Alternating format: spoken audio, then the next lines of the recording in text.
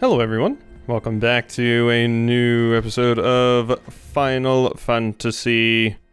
Oh wow, we're all the way over here? Oh, this is not where I want to be. Final Fantasy 16. I didn't know we were all the way on the other side of the jaw. I thought we'd be basically back where I had started last time, but I guess this is a good opportunity to explore the jaw because, I mean, we didn't actually get to explore it last time. If you had just went straight back to that place. Yeah, we didn't get a chance to walk through this little area. Because of the cutscene and all. Just kind of transported us back to the world map. There's probably going to be a bounty or something here at some point, if I had to guess. But it looks like, in this particular little section of, me recording a bunch of videos in preparation for my, vacation, that we'll be doing some more story stuff. So that's cool. It won't just be side quests. Alright, so there wasn't really anything over here, right? I do like how I can flap a little bit with Ambrosia when I jump. Alright, so yeah, we just need to get back to where those bombs were, and then we can wrap up all of these side quests that we've been working on. There was a thing over there, but I don't care. I don't care. Alrighty, so I keep hearing what sounds like a snake over here. Is there a snake back there and I'm just not seeing it? There's a lot to absorb and look at. It's always so interesting watching somebody play a game, as opposed to like playing it yourself and talking over it, because you really don't appreciate just how much extra stuff you pick up on when watching, because you don't actually have to worry about controlling the character. It's like you're watching a movie, you know, instead of controlling it yourself.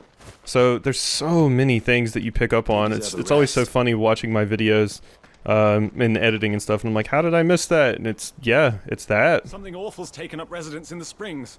You'll turn back if you know what's good for you. I think I'll be fine. Don't worry about me. Kind of an old hand at this, you know. It's funny, we're at hot springs in both Tears of the Kingdom and this at the same time. Just funny how that worked out. I came to both of those areas around the same time.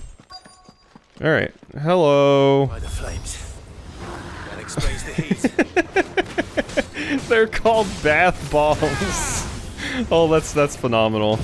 That's phenomenal that they're called bath bombs.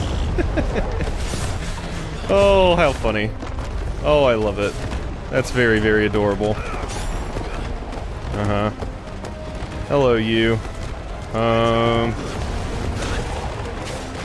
just gonna let the tornado handle that stuff over there.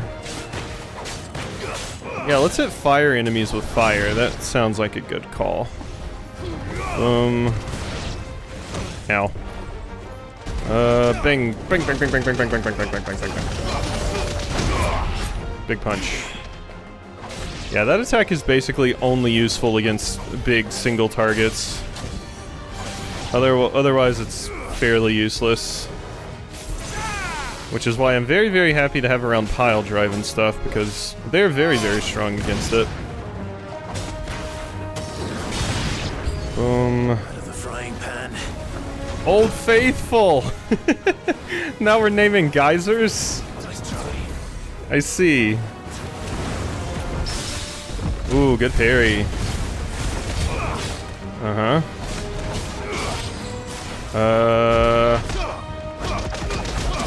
Big punch, big punch, big punch. Coronation? Probably don't want to be hit by that.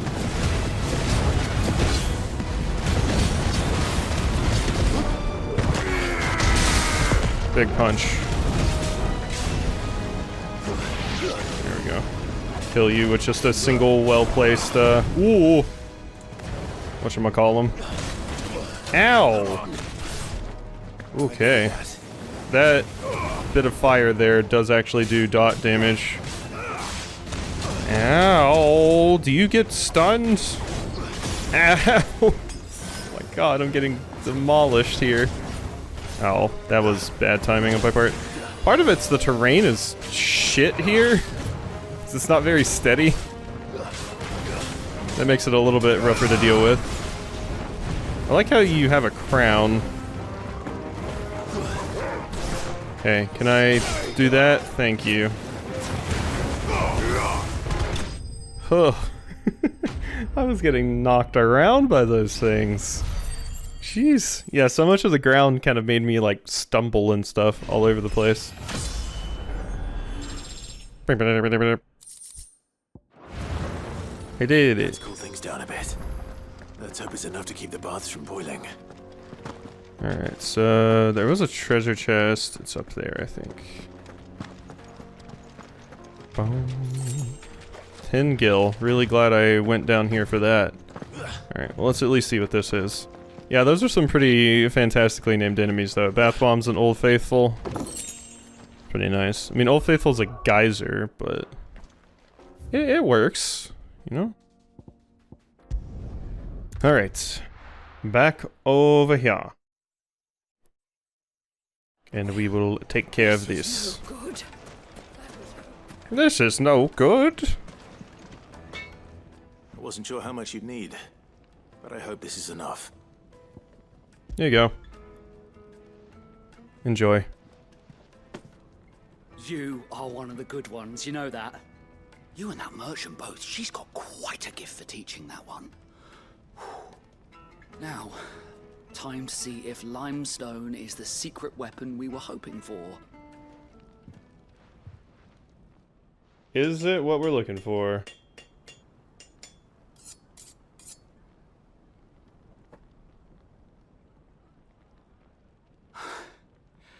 That'll do, I reckon. A knife forged from the very rocks of Dalamil. Her spirit, if you will. It's a fine-looking blade. I only hope Master Lubor agrees. That sounds like my cue. And just as well. I was getting tired of waiting. I'm sorry, Forge Master Lubor. Let's take a look then, shall we?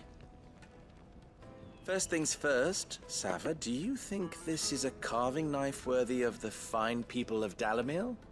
I'd like to think so, Show some confidence. but what do you think? What do I think indeed? It's sharp-ish, but it won't last long with hard use. And it's heavy, heavier than it should be. You might not think it just to hold it for a moment, but sell that to a cook and you'll never hear the end of it. It looks like someone paid a visit to the terraces. The limestone was a step in the right direction, granted, but one that still leaves you short of the mark. And I was so certain I had it all worked out. I don't know who you found to teach you that little trick, but it certainly shows initiative. Next question. How much do you think I would charge if I'd made this? Well, if it took you even a fraction of the time it took me, I would say you could demand a heavy purse. And who would be able to pay that? The butcher? The hunter? The cooks over at the inn? Dalamil is home to humble traders, not wealthy lords and ladies. Rule number 1 in any business, Sava, know your customers. Yes, Forge Master. Yeah, that's a good point. This is just about passable. But only just. I'd say you're worth keeping around a little longer. Starting tomorrow, you'll have an anvil of your own. I will. Thank you. You're welcome. I was wondering, what would you do if you were asked to forge a carving knife? I'd do what I always do. Ask who it's for. If it was for the butcher, I'd make sure it holds an edge. For the hunter, I'd make it as tough as Titan. For the cook, light as a feather. And for the nobleman, I'd make it cost an absolute fortune. Yeah, that's a good call. There goes a master, all right. He knows his shit. It looks like congratulations are in order. I couldn't have done it without you. So much for the Forge Master's riddle, though, eh? The spirit of Dalamil had nothing to do with limestone or anything much at all. Meaning, I had you run around for no good reason. You've passed your test. That's all that matters. You'll have a forge of your own in no time. And when I do, I'll craft you the finest carving knife you have ever seen. I don't know. Blackthorn makes some pretty good shit. You're gonna have a hard time outdoing Blackthorn, I think. But hey, more renown. Well, that was a funny little quest. Now let's go speak to Xavier. Cannot get over the fact that your name's not Xavier. Take a sniff, good sir. Needed to a silken soft. Alright. Hello. Or at least Xavier's Xavier. Yeah. Saved my business. Hello. I was hoping we'd be seeing you again. The baths grow more bearable by the moment. It won't be long now before we are back to business as usual. I'm glad to hear it. Now, tell me this. What did you find at the terraces? What threatened to make me a pauper? Not what I expected, that's for certain. That entire quest was basically just for the joke of bath bombs. Somebody had a joke in their head and they're like, I'm gonna make a quest around this. You tell a fine story. That's not to say I don't believe you, though. Creatures made of flame, eh? That's something new to worry about. But I burdened you with my worries enough already. Here, a small something by way of thanks. Right. It's high time I got back to work. With a little luck, the day might yet be salvaged. There we go. Taken care of. And now I can get back. And we can see what we can do. 390. Ooh, ignition. Reduces ignition cooldown. Oh, and more scarletite. That's the big deal right there. Alright, so now it's back to the hideaway. And we can see what we can get ourselves into. Probably should do some more reading and stuff too. A new missive's been sent to my chambers, and yeah, there's more. So there are more bounties. Wasn't just that one. That one was a B, so I was expecting there to be a slightly more difficult one. Fortunately, it doesn't seem like I can get anything over there yet. Hey, Nectar. View the hunt board. Oh, nope, it was just that one, the one I already took out. So, among Republican merchants, reports a bound of caravans being crushed by a black boulder, a creature indeterminate in nature, but quite decided in size, strength, and spite. He or she who took it upon themselves to seek out and slay this black mass would earn the eternal gratitude not only of the dark traders, but of the curse breakers who risk life and limb with every trip through Velcroy. Every single time I see say Velcroy, I just want to say Velcro. You know? I just do. So it seems like there's not really much to do here except just go check out my missives, I guess. That's about it. So I'll go take care of that. And then be on our merry way. There wasn't an accessory or something I needed to get here, right? That I needed, what's it called for? This. So, can I reinforce that? I guess not. Do I already own it, is the next question, I guess. I do not own the Dregslayer's bracelets, no. So yeah, that was what I needed the Scarletite for. Cool. Cool, cool, cool. Well, that gives me a little bit of extra HP and defense, so... I will be taking that. And Can't upgrade it or anything, so now we are good as far as that stuff goes. Yeah? Let me just look here. Yeah, we got all purples. Except for our accessories. Cool. Love it. Alright, let's go examine our missive, and then I guess we're moving on with the main story. We got another crystal to take out. Alright, Desert Alliance. Sid II, I trust you will forgive me for putting you and your dear uncle to the test. Confident that a man of your position can understand the importance of earning one's trust. Especially in times like these. For what it is worth, you have now earned mine, and I can assure you it shall not be easily relinquished. May this be the start of a fruitful relationship. Rosina. Thank you, Lubold. Alright, so we are done. And of course, I could go do some reading, but it's... Well, we'll go do a small amount of reading. But just a small amount. You know, maybe on some topics that are of particular interest to where we're going currently, possibly. Just a small amount. So that I don't drive the people that don't like the reading nuts. So, just a wee bit. Just a wee bit. Few entries, you know, and then we'll head over there. Alright, what's up, Tomes? I also gotta turn in my info to you. Oh, hey! Young Mid has always been too clever by half. She would roam the hideaway, tearing apart everything she laid her little hands upon. It wasn't until she started putting those things back together again that Sid realized his daughter had been blessed with a truly special talent.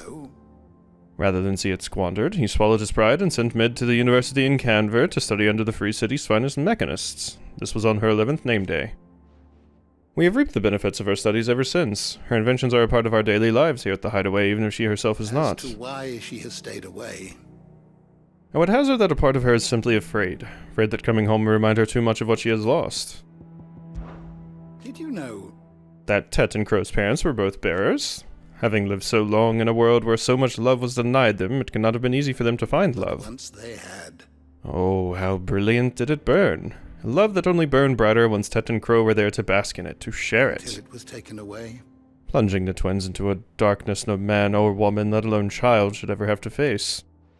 Pall that will ever hang over us, as long as the man who casts it walk free. Alright. So you had a little bit of information. If you would like to see them. And we can fill some stuff in for you. Alright. If you have a question for me, I should be happy to answer it. We could research about... You know what, let's look at Dalmek and Waloed, since they're pretty important right now. A nation formed from a federation of 5 smaller states. It is located in the southern half of the continent of Storm, and has its capital at Randella. Also home to the mother crystal known as Drake's Fang, inside which stands Castle Dazbog, home of Hugo Kupka, dominant of Titan. Kupka, obsessed with finding Sid and exacting his revenge for the murder of Benedicta Harmon, co-opted the soldiers of the realm and had them commit a series of atrocities in an attempt to flush him out of hiding. Yeah, these are relevant things to cover right now. Sole surviving nation in Ash. Waloed has its capital at Stonehir, home to the mother crystal of Drake's Spine. It is ruled over by Barnabas Thammer, dominant of Odin and Warden of Darkness, who has long harbored ambitions of extending his reach into the neighboring continent of Storm. Somewhat surprisingly, the Sambraquois Empire's incursion into the Crystalline Dominion prompted no immediate response from the king, who appears to be biding time considering his next move. Forge Master of the Briar's Kiss, the finest smithy in Dalamil. Lubor is also the Desert Hare. Yep, so we know about that. So let's just go through here really quickly. Torgal, yeah, he's a rare Frostwolf, imbued with a sorcerer's strength that he's able to call down upon. Daughter of Sid and student of engineering at the University of Canver. Mid shared the same passion for invention as her father and an even greater aptitude. She is as well versed in the secrets of modern and fallen technology as any scholar in the twins. Means to put that knowledge to use in service of the Hideaway. Doris, we know about you. Ferda, Lubor's apprentice, who directs the espionage efforts in the Desert Hare's loyal minions from his home in Dalamil. Born poor and turning to banditry at a young age, Ferda was saved from his life of crime by the original Ruzina Dalamil, who gave him a new purpose, serving her own, somewhat less felonious endeavors. After Ruzina passed away, he continued to serve Lubor. Bernard, we know about. You're not as important. Okay. So there we go. That's all we'll do for right now. Just thought I would cover a little bit of that, help lower that amount of backlogged stuff that we have there. All right. And like the other Mother Crystals of Valisthea, the tower above the realm, Drake's Fang lies buried deep within a hollow crag scholars call a geode. Yeah, it's an interesting look, and makes sense for the Earth Crystal. Let's do it. I'm ready to kick ass and take names. Oh, that's a cool visual.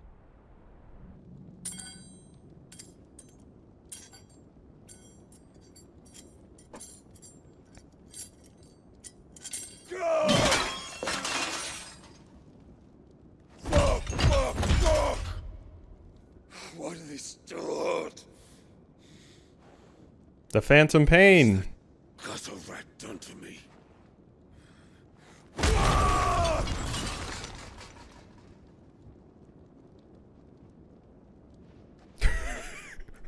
Me too, random attendant. Out of my sight, wench! I'll kill you, Rossfield! I'll rip out your heart! I'll tear you limb from limb! Peace, Hugo. The table shan't hurt you any longer. He sought to humiliate me. Me! If you hadn't interfered, he would be dead! You truly believe you would have triumphed had the battle continued? Titan would have ground him into dust! And how would he have done that without his head? Shut up! You weren't strong enough, and you call yourself a dominant. Or rather, you did. You mock me, Harbert.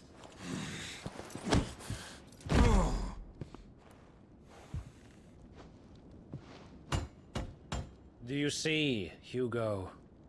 You are weak. Fuck! But so long as that fire burns within you, there is still hope. There may yet be a way for you to take your revenge.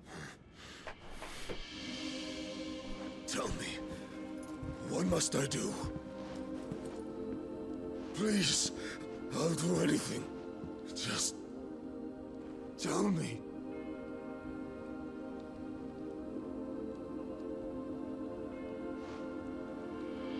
The heart.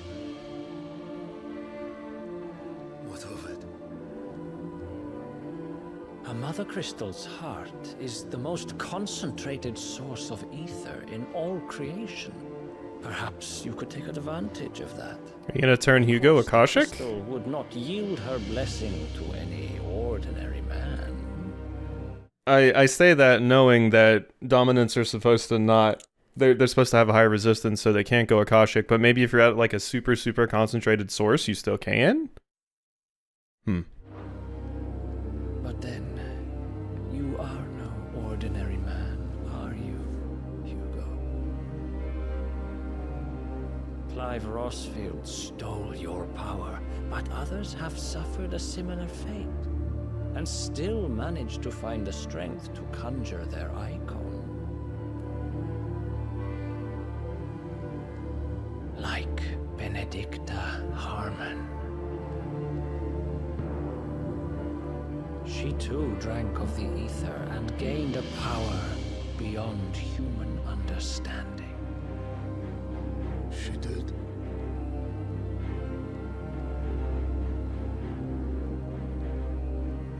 Benedicta. Benedict.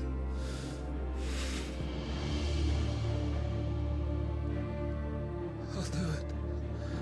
My love. I'll avenge you.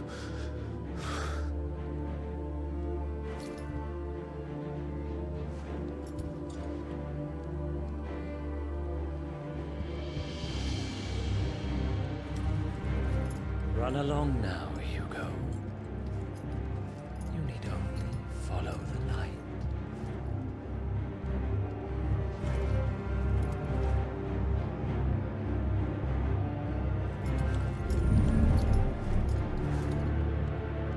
Muthos is here.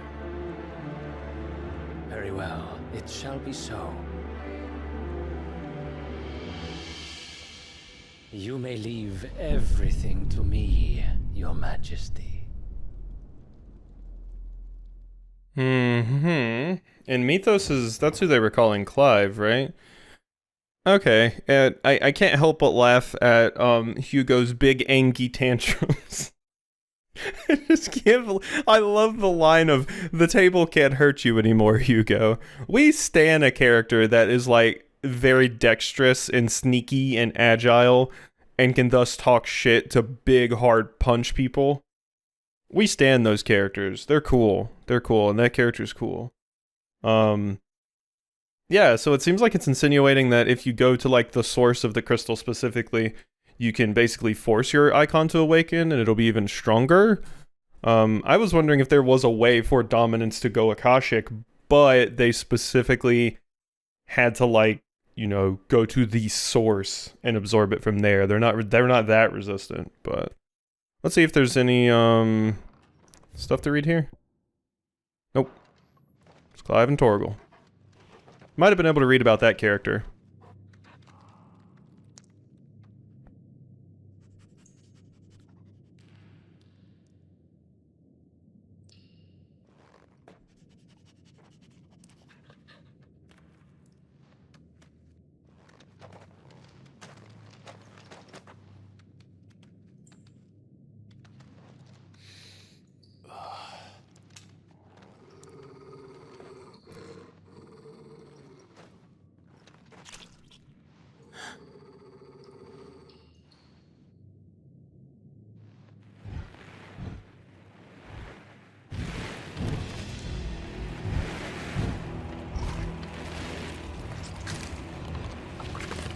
Oh God.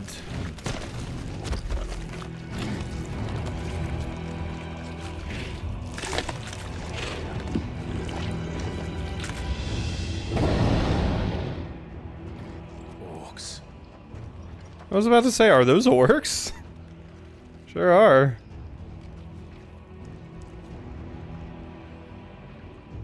Did the royalists bring them from Ash?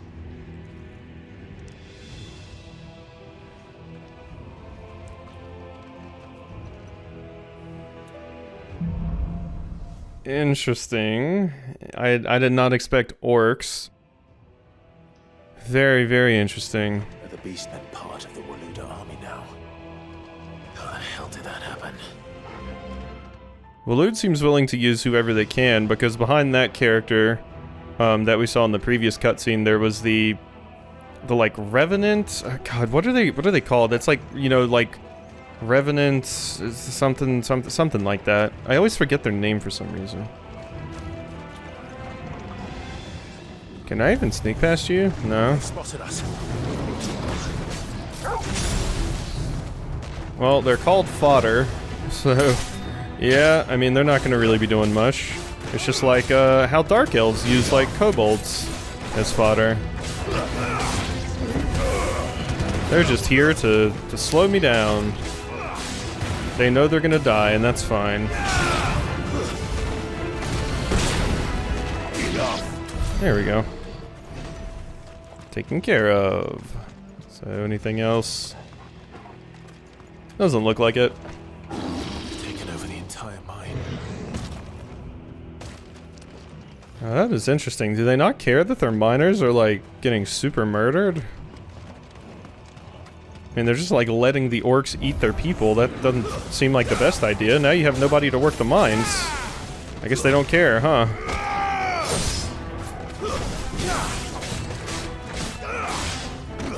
Uh-huh. Black Mastiff. Uh-huh. Owie. Let's go ahead and just drop one of these. I got one. There we go. So, let's go take care of these. I do just like taking a few enemies out of the battle so I can go over here and help Torgal finish off these. There we go. Hello.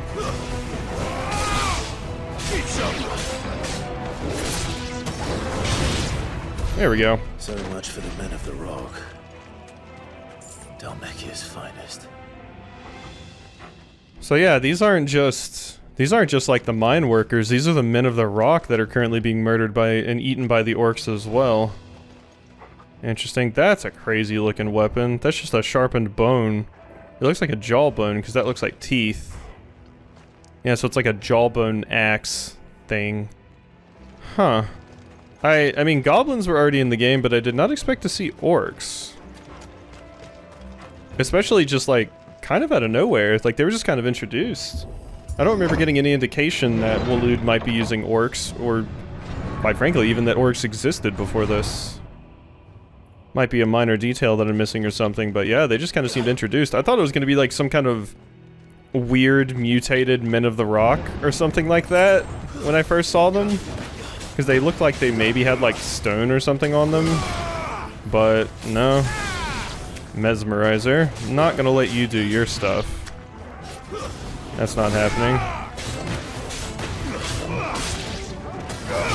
Let's Excuse me, do you have a tentacle staff? Or is that horns? Those are horns. Okay, just a bunch of horns. At first I thought they were tentacles. I was like, uh-oh, no.